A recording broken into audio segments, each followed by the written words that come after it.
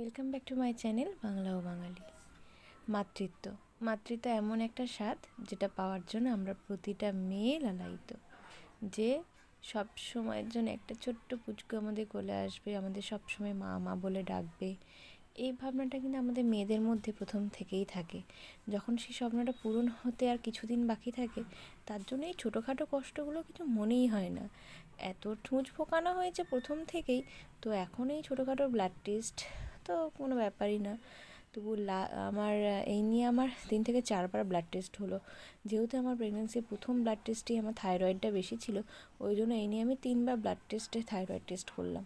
তো শুধু থাইরয়েড নয়, এর সাথে মানে ডেলিভারির আগে যে সমস্ত টেস্টগুলো হয় সেগুলো সবই ডাক্তারবাবু দিয়েছিলেন, প্রায় অনেকগুলো টেস্ট দিয়েছিলেন।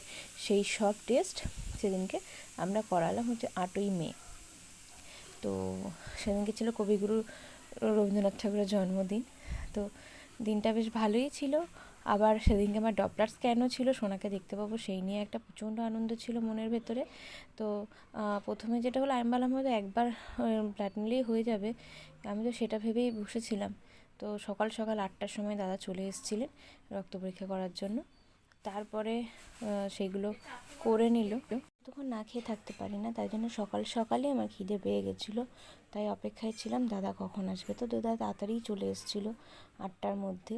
তো ভাবলাম হয়ে গেল, কিন্তু তারপরে আবার দাদা বলছেন যে না, আরও একটা পরীক্ষা আছে। না, কী পরীক্ষা? দিয়ে বলছে আবার ওই ছুঁচ দিয়ে কী করবে? দিয়ে বলছে যে এটা তোমার ওই অপারেশনের সময় দেয়, যে কতক্ষণ ব্লাডটা বেরোচ্ছে দেখবে, কতক্ষণে স্টপ হচ্ছে, ক্লট কতক্ষণে হচ্ছে, এই যে একটা পরীক্ষা। তো যাই হোক, এটা তুমি কখনো করিনি, রক্ত পরীক্ষা তাও হয়েছে। তো এটা হাতের আঙুলের মধ্যে চিক করে একটা ছোট করে সুচ দিয়ে দিল। ও বাবা, এটাতে লেগেছে একটু, কিন্তু লাগাটাও আনন্দেরই ছিল। আমার মনে একটাই কথা ছিল যে রিপোর্টটা যেন সব ঠিকঠাক আসে। তাহলে যেহেতু আর সময় হাতে বেশি নেই আমাদের, খুব শিগগিরই আমার পজিশন আমার কাছে চলে আসবে। আমার মা হোক বাবা হোক, যেই হোক আমার কাছে, সে আমার কাছে খুব তাড়াতাড়ি চলে আসবে। তো যাই হোক, এই রিপোর্টটাও আমার ওখানেই দাদা করছিল, যেহেতু টাইম মেনটেন করে।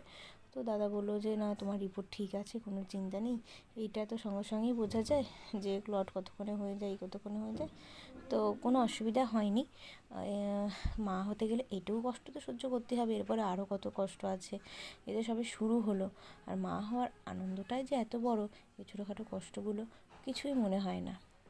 তো এই রিপোর্টটার উপরে ডিপেন্ড করবে আমার ডেলিভারির ডেট, স্পেশালি ডপলারের ওপরে। ব্লাড টেস্টগুলো তো প্রয়োজন অবশ্যই, ডপলারের ওপরও ডিপেন্ড করছে যে আমার ডাক্তারবাবু আমাকে কবে ভর্তি হতে বলবেন।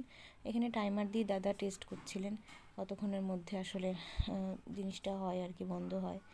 তো যাই হোক, ব্যাপারটা হচ্ছে যে তোমরা সবাই আমাকে আশীর্বাদ করো এবং সাহস দিও যেন সব কিছু সুন্দরভাবে হয়ে যায়।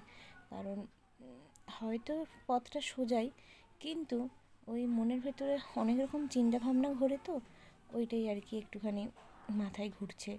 তো যাই হোক, দাদা চলে গেলেন, তারপরে আর ব্লগ করা হয়নি। আমি এবার রেডি হয়ে গেলাম শুধুমাত্র ওই বিকেলে ডপলারে যাবো বলে। কোনো জামাই গায়ে হচ্ছে না, অনেক কষ্ট করে এই জামাটা হয়েছি। তো যেহেতু খিদে পায় বারবার, মা বলছে এটা আগে তাড়াতাড়ি খেয়ে নে। মা দুটো ডিম সিদ্ধ করে দিয়ে দিল, দিয়ে তাতে বলে খেয়ে নে, কখন আসবি কোনো ঠিক নেই, দেরি হয়ে যেতে পারে। তো ডিম সিদ্ধটা খেয়ে নিয়েছি, আমি রেডি হয়ে গেছি এবং অপেক্ষা করছিলাম তোমাদের দাদার জন্য। ও আসবে, এসে আমাকে নিয়ে যাবে। কারণ এখান থেকে আমাকে যেতে হলে টোটোতে যেতে হবে, আর এই সময় টোটোতে আমি আর চাপতে পারবো না, আর ও আমাকে টোটোতে চাপতে দেবে না। আর আমি একটা ছোট্ট বোতল নিয়ে নিয়েছি, বেশি জল নিইনি, কারণ এই টেস্টগুলো করতে জলের তো প্রয়োজন লাগে না, ওই জন্য। যাতে আমার গলাটা শুকিয়ে না গেলে জল লাগে, ওই জন্য ছোটো জল নিয়েছি একটা। তারপর আমরা যে সেন্টারে করব সেই সেন্টারে পৌঁছে গেছি। এখানে বিল হচ্ছিলো, তো বিল হতে প্রচণ্ড দেরি হচ্ছিলো, ওই জন্য আমি গিয়ে বসে পড়লাম। অনেক কিছু ইনফরমেশান দিয়ে তোমার দাদা বললো তুমি গিয়ে বসো, আমি করে নিচ্ছি। ও ওখানে দাঁড়িয়ে দাঁড়িয়ে বিল কাউন্টারে বিল করছে, আর আমার বসে বসে আবার কিছুক্ষণ 1 ঘন্টার মধ্যে আবার খিদে পাচ্ছিলো। দিয়ে ওকে ফোন করলাম, ও একটু বেরিয়েছিল, ডাক্তার আসতে দেরি আছে বললো। ওই জন্য ও আমার জন্য লিকুইড এটা কিনে নিয়ে এসেছিলো। আমিই বললাম লিকুইড কিছু নিয়ে এসো।